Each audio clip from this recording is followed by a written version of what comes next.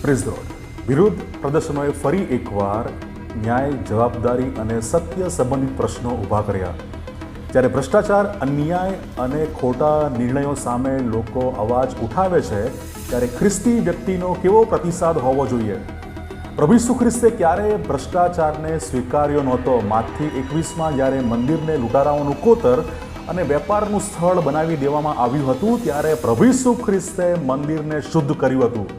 અને માથી 23માં ધાર્મિક આગેવાનોના દંભ અને તેમની દંભી જીવન શૈલીને પ્રભુ ઈસુ ખ્રિસ્તે ખુલ્લેઆમ ઉજાગર કરી હતી, એક્સપોઝ કરી હતી. આ બતાવે છે કે પ્રભુ ઈસુ ખ્રિસ્ત સત્ય, ન્યાય અને પવિત્રતાને ચાહે છે, પણ પ્રભુ ઈસુ ખ્રિસ્તનો વિરોધ ક્યારેય હિંસા આધારિત નહોતો. યશાયા 1:17 આપણને કહે છે, ન્યાય શોધો. જો તમે ન્યાયને માટે અવાજ ઉઠાવો છો તો સત્ય, શાંતિ અને પ્રેમ સાથે ન્યાય માંગો. પણ યાદ રાખો, હિંસા એ ખ્રિસ્તનો માર્ગ નથી. રોમન 12:21 આપણને જણાવે છે, ભૂંડાથી તું હારી ન જા, પણ સારાથી ભૂંડાનો પરાજય કર. God bless you.